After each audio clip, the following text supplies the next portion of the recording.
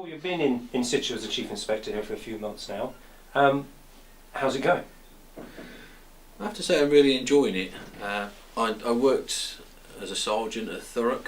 I was first promoted here, so I've actually seen quite a lot of change, and I have to say the change is for the better in the area.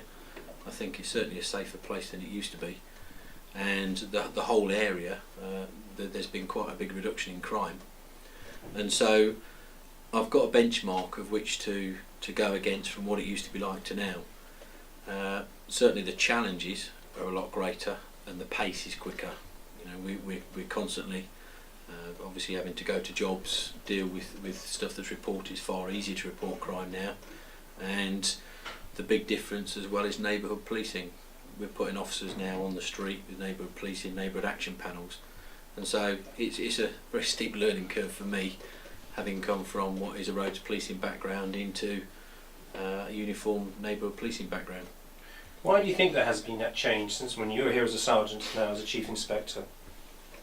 I think it had to come because what happened was the police were divorced from members of the public. You ended up driving around in cars, very little interaction with the public, and so neighbourhood policing had to come back the other way, but it couldn't go to what it was before. You know, the Dixon or Dock Green image of a Bobby on the beat, that can't happen because you've still got to deal with crime. There's a lot more crime than there used to be. So what they've done is effectively with neighbourhood policing taken the elements of a neighbourhood policing officer and a thief taker and combine the two, and hopefully, you know, they will know their patch very, very well, and by doing so they'll work with partnerships on those sort of small micro beats and be able to deal with problems as they occur, really. I would describe Thurrock as a relatively safe place, but would you disagree and say it's a safe place? I would say Thurrock's actually a very safe place. It's certainly a lot safer than it used to be. I mean, the incidents of antisocial behaviour, disorder and violence are far less. I see the crime figures every day as they come through, and we've seen a 5% reduction last year.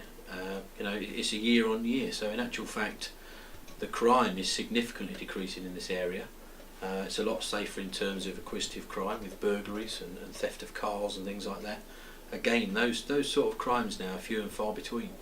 So on a daily basis, it is actually a very safe place to be. We touched on an earlier interview regarding the dispersal order.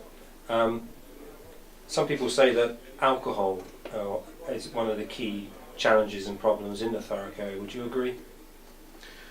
Alcohol plays a part in our antisocial behaviour, but in actual fact, because Thurrock hasn't got a big nighttime economy, we don't suffer as well as or as much as other places in the county. I mean, there's big retail parks and places like that suffer far worse than we do. A lot of our problems are inherent drinking problems, where people are buying alcohol from supermarkets and they're openly drinking during the day in the town, and it's more a fear and a perception of the problem than it's a few groups of individuals. It's not a big Thurrock-wide problem with alcohol, and we don't actually see a big alcohol-fueled problem in this part of the world. Alan Cockgrove had his own style and put his imprint on his reign in Thurrock. How are you putting your imprint in Thurrock? I mean, I'd like to say, you know, I've got a lot of years of policing experience, and I've policed around the county, working with Mobile Supports Division, which is effectively roads policing and what have you. In coming into this role now, I'd like to think I've had the experience from around the county to draw on, and the previous experience in Thurrock of obviously knowing the area quite well. In terms of policing style, you know, very much a no-nonsense policing style. I'd like to see that we deliver for the community what they want, and I think the time is that the community actually want to just feel safe. They're not interested in crime figures, they're not interested in you know, statistics and things like that. All they want to know is, can I go out my door and feel safe? Am I going to get burgled in my house and things like that? And if we can reduce that, then obviously that's good, and that's really what I want to work on, is actually showing people that we're doing a good job, and showing that we're not prepared to sort of tolerate, you know, people just willy-nilly committing crime. People over the fear of crime. Is that an impossible task? No, I mean, it's not an impossible task, but quite clearly you're on an uphill struggle, because you get negative media and sensationalism in terms of, you know, the crime that is happening. And in real terms, the numbers of crimes like burglaries and car thefts and things is actually very low in comparison to the population and the size of the area.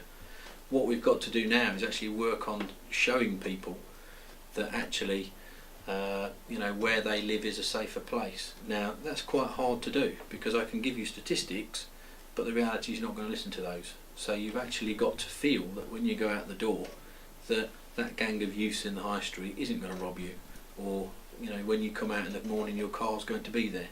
And so it's a slow sort of process over time that we've got to work on and actually showing the good things that we are doing. Let's touch upon the subject of police interceptors. Do you enjoy working on that programme?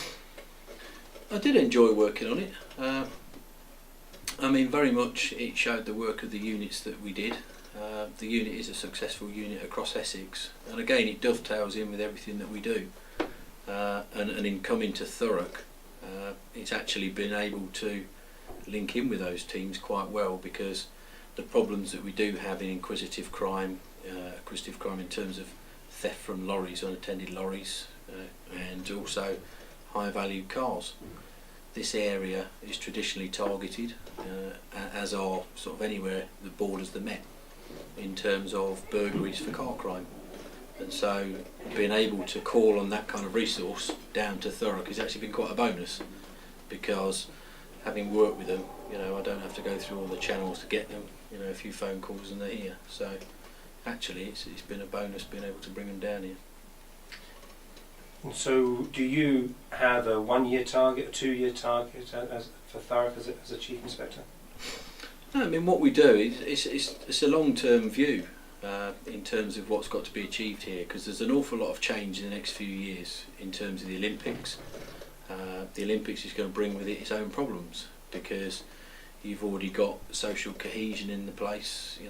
There's obviously transient communities going to come into Thurrock that are going to be building the Olympics projects and what have you.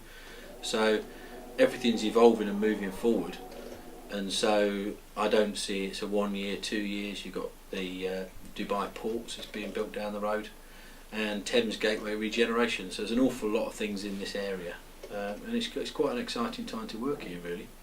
So every year there's going to be different challenges, but running through that is effectively keep on reducing crime and make people feel safer, and obviously the quality agenda with sort of through the whole lot.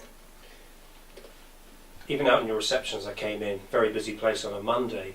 I know one thing that I remember speaking to Alan Cockgrove about is do you find a lot of people continue to ring the police thinking you're the panacea, the cure for all ills?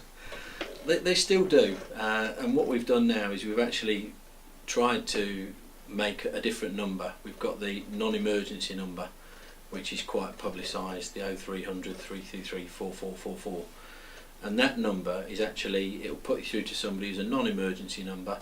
But what we've done now is become a lot sharper on the other end of the phone, because if we realise you need the council environmental department, or we realise you need the RSPCA or whatever, we've got those contacts and we've got the ability to put you straight through.